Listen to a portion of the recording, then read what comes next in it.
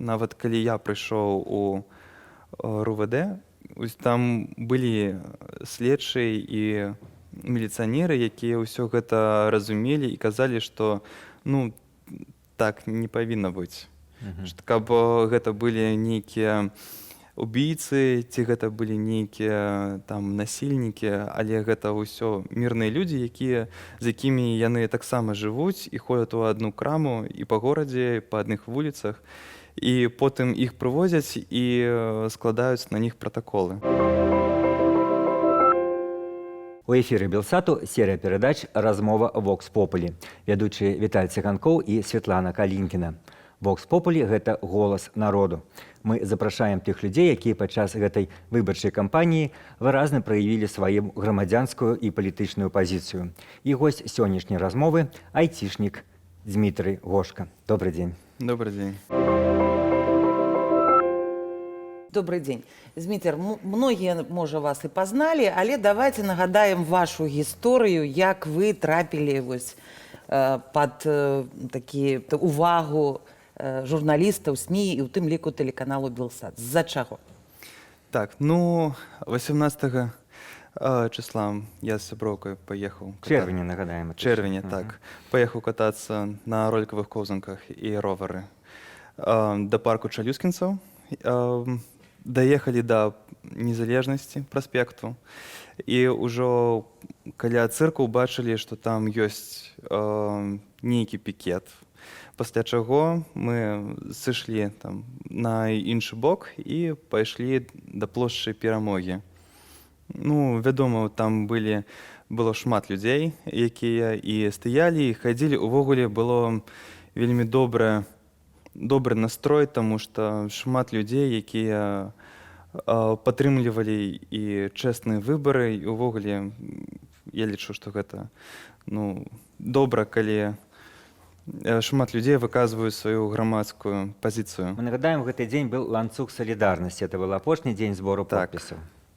Пасля чаго, ўжо не дайдзя да плошчы Перамогі, нас спынілі амапаўцы, якія перайшлі з іншага боку парка імя Горкава. І яны пераградзілі ўвогуле усю дарогу. Нельга было прайти, па-першае. І па-другое, у гэты час нам за спіну заехаў аўтазак, з якога выскачылі амапаўцы і пачалі ўсіх хапаць. У гэты час моя сяброўка стаяла трошкі паодаль ад мяне і не бачыла, як мяне схапілі. А я ў той час стаяў з роварам на ролікавых коўзанках каля газона, і вось мяне тады павалілі, скруцілі, пабілі і аўтазак закінулі. Гэта выпадковасць, ці вы, як многія, каго судзілі потым за ўдзел у несанкцыянаванай акцыі, казалі, што я гуляў па Мінску і так раптам здарылася. Вы ехалі, шпацыравалі наўмысна там, дзе гэты ланцуг салідарнасці, ці гэта сапраўды выпадковасць? Мы ехалі па маршруце, каб, можа, убачыць сваімі глазамі, як людзі выказваюць сваю думку і, мабыць, падтрымаць іх. Але маршрут у нас быў праз увесь праспект Незалежнасці да парка Чалюскінцаў. Кажыце, тое, што вас, як мы бачылі тады на фатаграфіях, даволі жорстка збілі. Вось чым бы вы гэта патлумачылі? Можа, вы што-небудзь сказалі? Ці проста не пашанцавала? Я не пра тое, што, скажем, такога не бывае, але амапаўцы в гэтыя дні паводзяць па-рознаму. І людзі камусьці трапляе, камусьці не. В гэтым часта не бачыш логікі. Можа, проста вам патрапіліся нейкія амапаўцы з садысцкімі схільнасцямі, якіх там, напэўна, некалькі працэнтаў ёсць. Ці чаму вам дасталася, скажем, больш, чым іншым в гэты дзень? Вы спрабавалі прааналізаваць? Так, я спрабаваў. Насамрэч, калі гэта ўсё здарылася, шмат людзей пабеглі ў розныя бакі, але, ведаеце, там нельга куды было асоба збегчы, таму, можа, мне не пашанцавала. І каб схапіць хоць каго-небудзь, яны змаглі мяне паваліць і ўжо тады схапілі. А што-нибудь было у вас на майках, там, ці нейкія значкі, нейкія надпісы? Не, у мяне нічога з гэтага не было. Гэта было ваше першае такое сутыкненне са Так. славутым беларускім парадкам? Так, гэта было ўпершыню. Вы ніколі не ўдзельнічалі ў палітычных нейкіх такіх А. акцыях, імпрэзах? Не, хутчэй за ўсё не. А чаму? Чаму вось менавіта сёлета нешта змянілася ў вашым адчуванні беларускага свету? Ну, таму што я не ведаю насамрэч. Можа, усе жадаюць пераменаў, але калі нічога не рабіць, нічога і не зменіцца, мы ўсе бачым, што нашы галасы нічога не вырашаюць, а калі можа яны заўважыць не толькі нейкую паперку, але і чалавека, які выказвае сваю думку, то і астатнія таксама пацягнуцца. Трэба, напэўна, працягнуць гэтую історыю, бо вы падавалі пракуратуру заявы на ваше збіццё. Які лёс гэтых заяваў? Так, я падаваў заяву ў следчы камітэт. Зараз яна разглядаецца. Я быў таксама ў цэнтральным РУС і размаўляў з следчым. Ведаеце, ужо за месяц прайшло з таго моманту, калі я падаў заяву, але зараз, толькі зараз, яна хоць неяк разглядаецца, таму я не лічу, што гэта будзе вельмі хутка ці увогуле знойдуць каго-небудзь. Ну, вы знялі, што называецца на юрыдычнай мове, знялі пабоі, Так. і што там медыкі ў вас зафіксавалі на той момант? Сам дакумент я не бачыў, але ёсць медычная спраўка, дзе шмат нейкіх пабояў па ўсім целе, разбіты нос і ўвогуле там рабілі шмат аналізаў, таму не, увогуле ўсё добра. А вось самая праблема, напэўна, вызначыць таго чалавека, які ці гэтых людзей, якія вот ажыццяўлялі фізічнае ўздзеянне на вас, і вы ў гэтым сэнсе нейкім чынам можаце следчым дапамагчы, можаце іх апазнаць, ці яны нават як бы пра гэта вас не пытаюцца? Пакуль што не пыталі, але я пры сустрэчы казаў, што ў мяне ёсць думкі на ты, хто гэта мог быць. Зараз мяне пакуль не пытаюць. Ну, я паказваў фотаздымкі. А якія ў вас думкі, чаму вось менавіта так улада рэагуе на мірныя, зусім мірныя акцыі беларусаў? Чаму такая жорсткая рэакцыя? Бо вы не адзіны, хто пацярпеў? Ну, думка можа быць, што яны баяцца, але ведаючы, колькі ў іх амапаўцаў, армій і ўвогуле ўся гэта структура, я разумею, што ёсць шмат міліцыянераў, якія яны ўсё разумеюць і падтрымліваюць, нават калі я прыйшоў у РУВД, там былі следчыя і міліцыянеры, якія ўсё гэта разумелі і казалі, што так не павінна быць. Каб гэта былі нейкія убійцы, ці гэта былі нейкія там насільнікі, але гэта ўсё мірныя людзі, з якімі яны таксама жывуць і ходзяць у адну краму і па горадзе, па адных вуліцах, і потым іх прывозяць і складаюць на них пратаколы. Чаму так жорстка? Можа, таму, што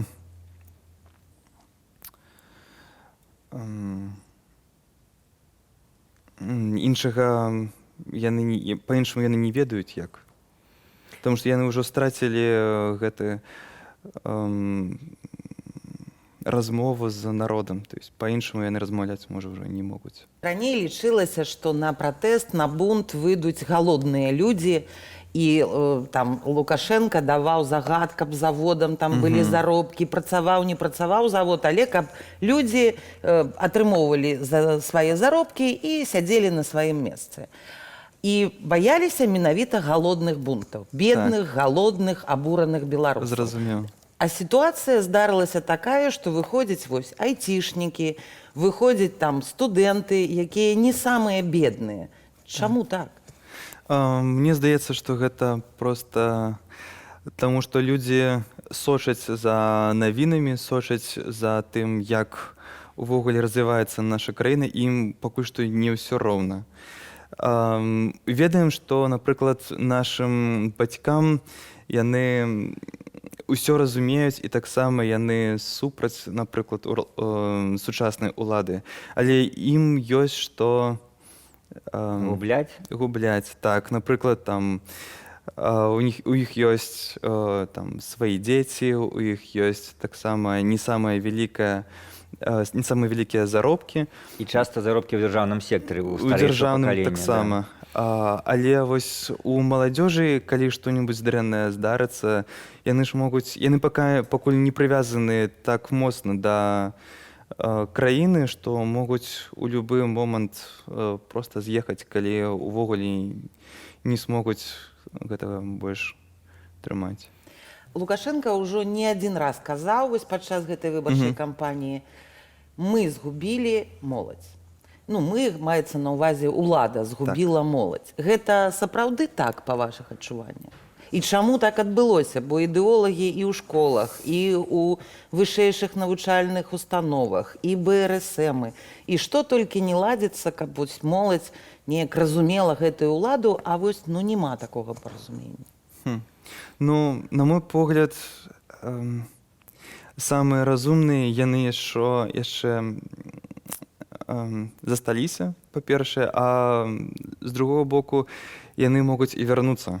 Таму я не лічу, што моладзь прям зусім з'ехала з краіны. Зміцер, ён мае на ўвазе, згубілі, гэта страцілі падтрымку. Не тое, што з'ехала моладзь і нікога тут няма. А мы, улада, згубілі моладзь, што моладзь не разумее ўладу, не падтрымлівае ўладу, выходзіць вось зараз на акцыі пратэсту, ну, як тэлебачанне наша гаворыць вуснамі прапагандыстаў, што толькі моладзь і бунтуе, усім астатнім добра жыць. Ну, моладзь, можа, самая актыўная проста. Але, ведаеце, калі я сидзеў у аўтазаке, там амаль палова было ўжо статных мужчын і жанчын, і толькі палова была студэнты ці людзі там каля 25 гадоў. Таму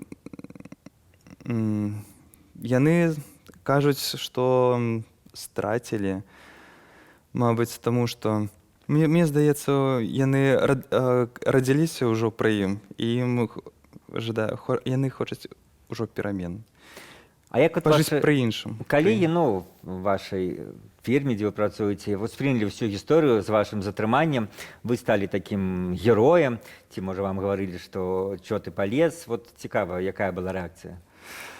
Адразу на наступны дзень мне напісалі ўсе 3 дырэктары у нас так у кампаніі. І усе адразу пачалі падтрымліваць. Ніхто не казаў нейкага нестаноўчага тэксту. Яны адразу пыталі, ці патрэбна нейкая дапамога, ці там, можа, нейкі дзён пасядзіш дома, і калі трэба будзе, там, адразу ўсё кажы, мы нават табе грошамі дапаможам, калі будзе трэба. І таксама на працы усе мае калегі таксама падтрымлівалі, і некаторыя потым размаўлялі пра тое, што ўвогуле здарылася. А самі яны ўдзельнічалі? Вось яшчэ хто-небудзь з вашых калегаў, з вашай фірмы, акрамя вас, вось на такія акцыі хадзіў? Я потым чуў, што таксама прымалі людзі ўдзел. Ну, і бачыў у інстаграме. Вось, потым размаўлялі, дзе мы маглі сустрэцца. Ну, вось гэта працяг той тэмы, таго пытання, што я задаваў, што айцішнікі тыя людзі, якім здавалася, можна жыць, не зважаючы на цяперашні рэжым, заробкі ў іх ёсць, у іх праца ёсць, яна пераважна звязана з замежжам, зараз яны сапраўды ўсё часцей выступаюць, гэта значыць, што нейкія настроі ў гэтым сэнсе змяніліся нават у вашым айцішным асяроддзі. Вы можаце іх ацэніць цягам апошніх 3-5 гадоў?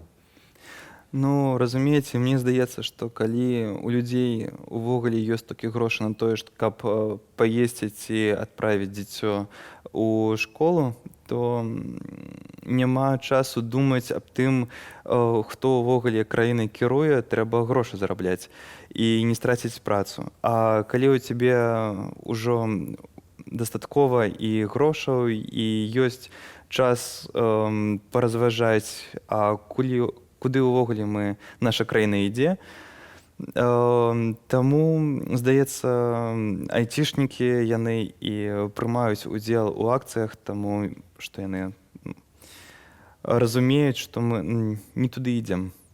І гледзячы на тое, на каго мы працуем і як гэта ўсё робіцца ў іншых краінах, у той жа Еўропе ці ЗША, параўноўваючы, мы ж таксама размаўляем з тымі, з кім мы працуем, і яны бачаць тое, што ў нас праисходзіць. Вы сказалі, разумеючы, што не туды ідзем, разважаем, куды ідзем. Вось зараз хада выбарчай кампаніі ўжо зразумелая. Падавіць, задушыць на пачатку пратэст не атрымалася, не зарэгістравалі моцных кандыдатаў. Ну і ўсё ідзе да таго, што Лукашенка аб'явіць, ці цэнтр выбаркам абвесціць перамогу Лукашэнкі, ну і далей я не ведаю, як будуць развівацца падзеі. Але вось вы думаеце, такі сцэнар, ён да чаго вядзе краіну? Ён вядзе да таго, што людзі проста зноў выйдуць на плошчу, як у 10-м годзе. Ну вас жа ўжо пабілі, не будзе страшна канкрэтна вам? Я вось думаў, ці як мае сябры будуць ставіцца да таго, што мяне затрымалі, ці яны спужаюцца, ці яны там усхвалююцца, ці што-небудзь. Але, ведаеце, яны зрабілі ўсё наадварот. Калі некаторыя з іх яшчэ думалі, што, можа, не пойдуць, то зараз яны разумеюць, што інога шанса, інога пуці проста няма. То есть, калі пойдуць усе, яны таксама пойдуць. І тое ж самае датычыцца і маіх бацькоў, і тое ж самае датычыцца маіх калегаў з работы, што калі нашы галасы будуць так падлічаны, ведаеце, я яшчэ буду назіральнікам на гэтых выбарах, я збіраў подпісы з свайго дому, і ў камісію, каб лічыць подпісы, мяне не взялі, і потым зараз наглядальнікам. Але тое, што, па-першае, яны 9 жніўня яны адмовіліся даваць адказ, хто будзе прэзідэнтам, а гэта будзе толькі 10-го, гэта ўжо неяк так насцярожвае. А потым шмат маіх людзей, сяброў, яны не тое, што напужаны, а наадварот, яны больш так Абураны? Ну, абураны і сталі больш, ну як, цвёрда упэўненымі тым, што трэба будзе неяк свой голас адстаиваць не толькі ў інтэрнэце, але і... Ну, з тым, каб зафіксавацца назіральнікам, праблема ўжо як бы у вас няма. Вы будзеце назіральнікам, так. І ў мясцовай камісіі недзе каля вашага месца жыхарства, так? Так. І там уже вы пазнаёміліся, якія там ёсць афіцыйныя назіральнікі там з гэтых праўладных структураў, ці гэта вас не цікавіла? Зараз яшчэ не паглядзеў, але, здаецца, там будуць тыя, хто кіраўнікі гэтай школы. Ну, это таксама для вас першы раз. Вы раней не былі назіральнікам. Вы будзеце недзе в нейкіх грамадскіх арганізацыях праходзіць нейкае навучанне, ці вы лічыце, што самі ўсё гэта авалодалі і ведаеце, што трэба рабіць, якія у вас правы і абавязкі? Я яшчэ пачытаю, што там трэба было. Ну, а калі ўжо бліжэй да 9 жніўня, можа, і схожу на нейкія, пагляджу. А ў мяне такое пытанне.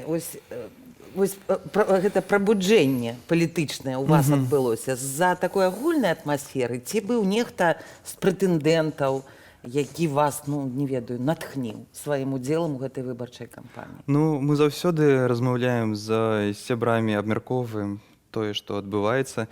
Але так, гэта произошло не так давно, мабыць, ну, месяц, можа, больш таму стаў цікавіцца палітыкай, і ў мяне быў таксама кандыдат Бабарыка, але я ведаў, што і Цыпкала таксама цікавы кандыдат, але зараз разумеем, што оба не прымаюць больш удзел у кампаніі прэзідэнцкай. Адразу было зразумела, што калі вось быў зарэгістраваны, ну, пайшоў у кандыдаты Бабарыка і Цыпкала, што гэтая кампанія, яна будзе больш цікавая за ўсе астатнія. І больш сур'ёзная. Так. І можна будзе і палічыць, і пасачыць, і, мабыць, прымаць удзел у тым, што будзе праходзіць увогуле ў нашай краіне ў гэты час. Дмітрий, як мы вам аказалі на заканчэнне нашага інтэрв'ю, гэта такі бліц апытання, некалькі пытанняў, на які мы папросім вас даволі коротка адказаць. І першае з іх, што бы сказалі пры сустрэчы Александру Лукашэнку? Сыходзь. Ёмка. Ці разглядаеце вы хаця б тэарэтычна магчымасць эміграцыі? Тэарэтычна, мабыць, але ў краіны, якія не так далёка ад Беларусі. Што вам сёння дае надзею? Тое, што нас бальшинство. Калі ахарактарызаваць гэтыя выбары адным словам, то што гэта будзе за слова?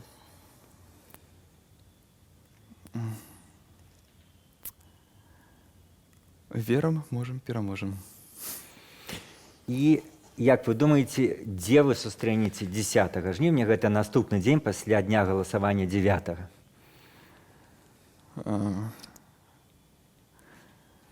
З бакалам шампанскага рядом з маімі сябрамі. Будзеце святкаваць перамогу? Так.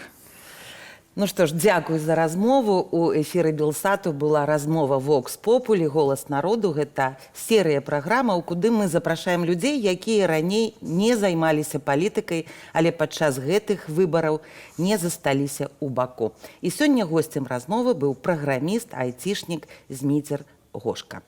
Вялі праграму Святлана Калінкіна і Віталь Цыганкоў і застаемся на Белсаце.